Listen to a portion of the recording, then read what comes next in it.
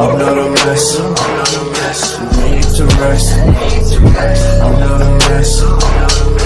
Need to rest. I'm not a mess.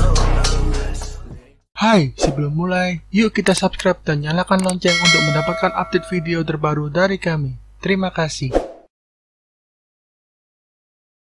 Museum 10 November, sekarang kita berada di depan pintu utama. Di dalam kita disambut dengan agenda tahunan untuk tahun 2019 dari Monumen Tugu Pahlawan dan Museum 10 November. Dari bulan Januari sampai Desember. Bagi yang ingin melihatnya silakan di-pause ya. Sebelum memasuki museum, kita harus turun berputar, yang di tengah-tengahnya terdapat foto-foto lama pada zaman itu.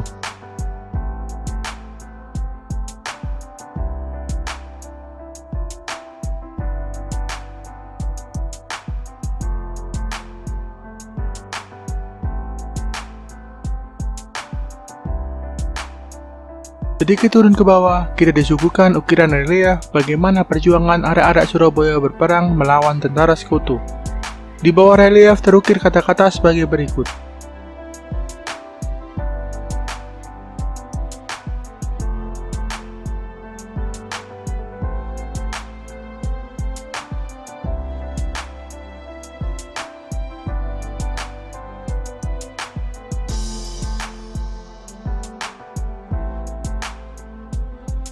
Selanjutnya, kita melewati lorong kecil yang di ujungnya merupakan turunan tangga dan eskalator untuk menuju bangunan paling bawah.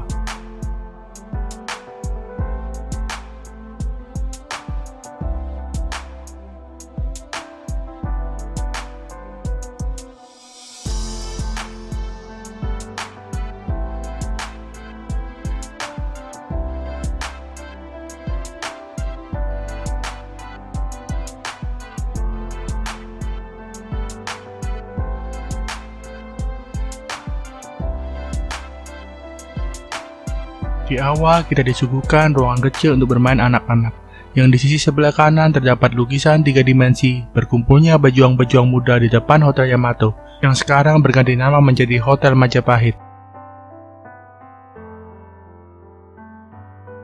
Di sebelah kiri kita melewati lorong panjang yang berisikan foto-foto Presiden Soekarno dan bangunan-bangunan pada masa itu.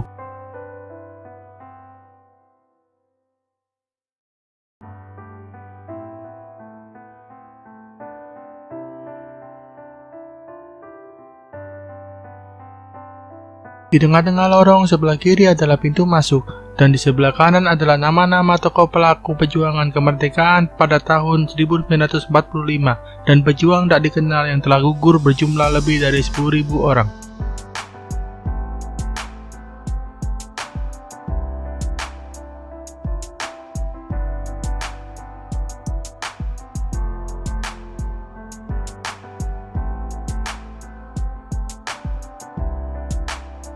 Pada ujung pintu keluar terdapat lukisan 3 dimensi perlambangan Surabaya, yaitu ikan hiu dan buaya, serta objek foto yang dapat digunakan sebagai kenang-kenangan dari Tugu Pahlawan. Selanjutnya adalah miniatur dari Taman Monumen Tugu Pahlawan Surabaya yang berskala 1:400.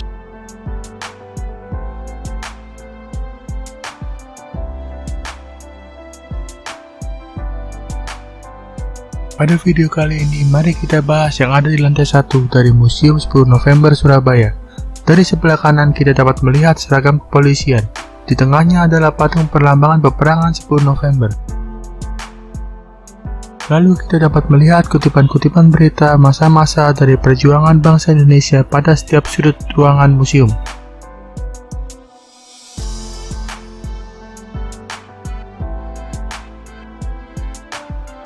Item pertama yang dapat kita lihat adalah sebuah handycam, mesin ketik, dan tas medis kuno. Serta kita dapat melihat replika dari kalender pada bulan Agustus tahun 1945. Jadi, Indonesia merdeka pertama kali pada hari Jumat 17 Agustus 1945. Ini adalah bagian tengah bangunan yang terdapat patung dari pejuang yang telah memerdekakan bangsa Indonesia, termasuk mereka yang telah gugur sebagai bunga bangsa. Di sisi dari patung tersebut terdapat foto-foto mereka.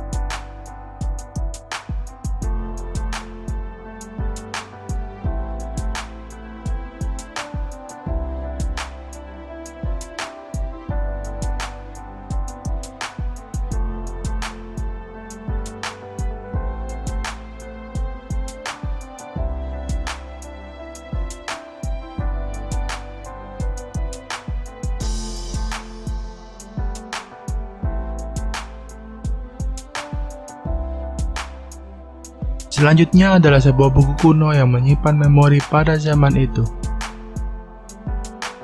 Ini adalah radio tua yang digunakan oleh rakyat Indonesia dalam mendengarkan pidato kemerdekaan dari Presiden Soekarno. Foto selanjutnya adalah presiden kedua kita, yaitu Presiden Soeharto, beserta foto-foto pertemuan dari masa pra-kemerdekaan.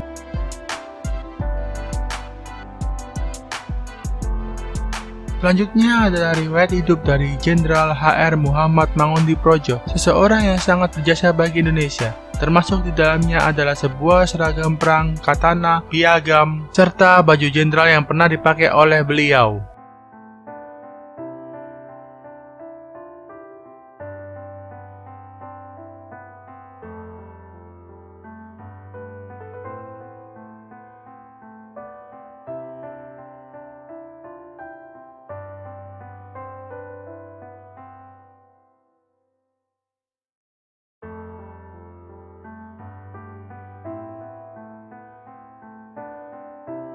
Selanjutnya adalah foto dari sebuah rumah sakit Simpang dan seluruh instansi terkait, yaitu dokter, perawat, yang dapat juga disebut para pejuang medis yang berperan penting menolong para pejuang yang terluka dan gugur pada masa peperangan.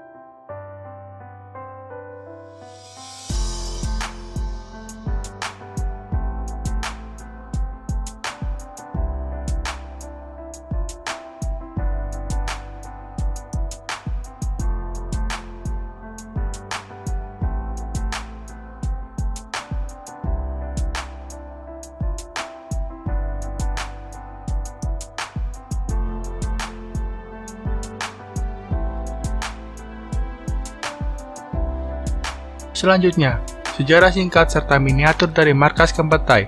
Markas yang pernah dikuasai oleh pejuang arek-arek Surabaya menjadi salah satu tempat yang dibombardir oleh tentara sekutu pada tanggal 10 November 1945 sebagai akibat penolakan arek-arek Surabaya terhadap ultimatum atau ancaman tentara sekutu.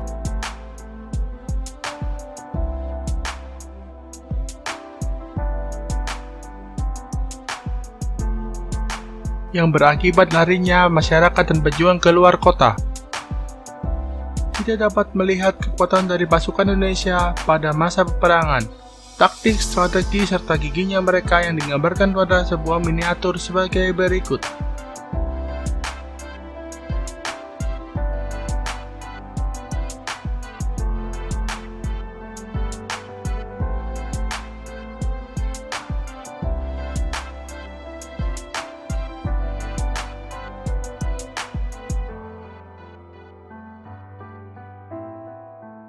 Terakhir adalah sebagian koleksi perangko, uang kertas, dan logam kuno buatan Indonesia.